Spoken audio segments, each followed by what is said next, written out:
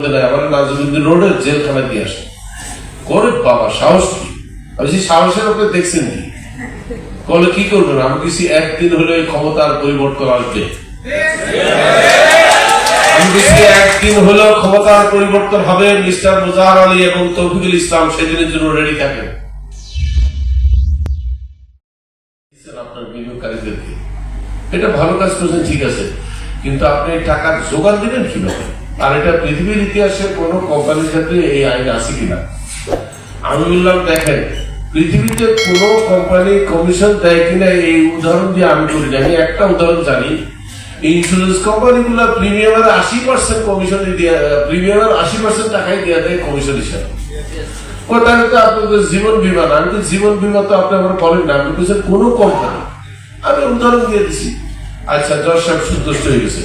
বলে এখন যে আপনি যে 5700 টাকা, যেটা মনে করেন 10,000 টাকার মধ্যে 4,300 টাকা কমিশন দিয়েছেন, কারে কারে দিচ্ছেন? আমি এর লাইনে যা আছে সব সবাই নিয়ে গেছে।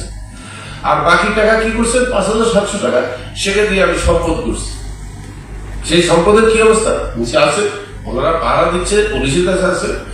তো আপনি তাহলে বাকি 4300 টাকা ক্ষেত্রে দিবেন। তখন আমি ওনাকে বলছি, এই 5,700 কোটি টাকার সম্পদের দাম স্যার এখন 55,700 টাকা হয়ে গেছে, এত গুণ বাড়ছে। বলে তাই নাকি? আমি বলছি হ্যাঁ, আমি যে সম্পদ কিনে রাখছি যেটা 5,700 টাকা রাখছি সেটা 50,000 টাকার উপরে ভ্যালু হয়ে গেছে। সুতরাং আমি নিশ্চিন্তে তাদের তো দিতেই পারবো, আমাকে যদি সুযোগ দেয়া হয় আমি লাভ সহ দিতে পারবো। বলে সুযোগ দেওয়া মানে? আমি আপনি আমাকে সুযোগ দিয়ে অনুমতি দিতে হবে, হুকুম দিতে হবে যে আপনি টাকা দেওয়া শুরু করেন। আপনি হুকুম না দিলে কিন্তু আমি টাকা দিতে পারবো না, এগুলো বলে আসছি। কিন্তু ওনাকে হুকুম দিতে দেওয়া হইল না, কারণ তারাও জানে হুকুম দিলে কিন্তু টাকা দেওয়া শুরু হবে। তো কি করতে হবে? জিনিসটাকে একটা ভেজালের মধ্যে রাখতে হবে। যুবকের মতো, যুবকের লোকেরা যেভাবে ধরা খাইছে, আইটিসি এর লোকেরা যেভাবে ধরা খাইছে, আমাদেরকে ধরা খাওয়া পার্টি বানাইতে হবে, দশা চক্রে ভগবান ভূত বানাইতে হবে। তাহলে যে কথাটা আমি ব্ল্যাক এন্ড হোয়াইট অবাদ দিছি, যে আপনি শুধু মাননীয় আদালত একটা হুকুম দিয়ে দেন যে টাকাটা দিয়ে দেন।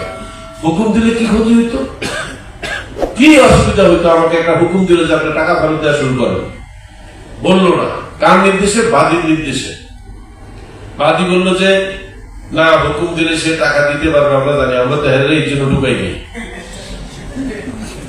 আমরা তো তারা মানিল না, ঢুকাই নেই। কেন?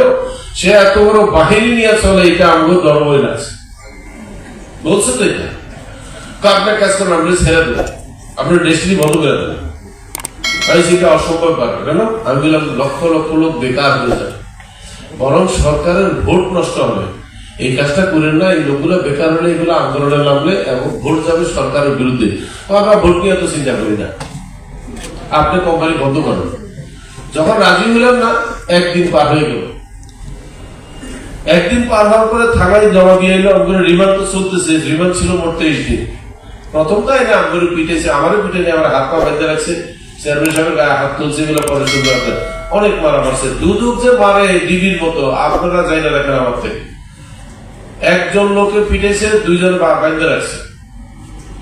আপনি চিন্তা করতে পারেন, দুর্নীতির জন্য মানুষ বুঝি রিমান্ডে নিয়ে আগে মারে? এটা তো পুলিশের সিস্টেম, দুদক এগুলো করতে শিখছে। যাই হোক, এখন আমাকে ভিন্ন প্রস্তাব দিল যে পাইছি একটা ভালো প্রস্তাব আপনার জন্য।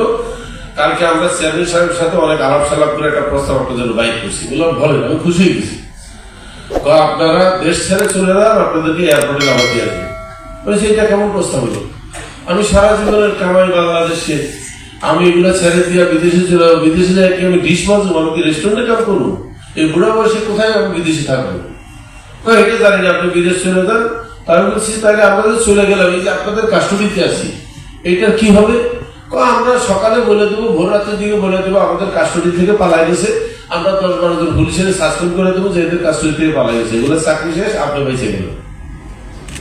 তখন আমি জিজ্ঞাসা করছি এরপর আর কত লোকের পাঠিয়েছে দেশের বাইরে? জানতে চেয়েছি এরকম কেস কয়টা আছে। আমি কিছু অসম্ভব, আপনারা যে চালাকি করবেন সেটাও আমি জানি। বলে কি? এখান থেকে নিতে, র্যাবের অফিসে নিতে নিতে মাঝখানে কুড়িলের কাছে গিয়া রাস্তার থেকে নামে পিছনে হ্যান্ডকাপ লেগে 2টা শুট করে দিয়ে যে হ্যান্ডকাপ করা অবস্থায়, পালন অবস্থায় বেড়েছে ক্রস করে, কিন্তু রোডের জেলখানা দিয়ে আসে করে বাবা সাহস কি? আমি সেই সাহসের উপরে দেখছেন কি?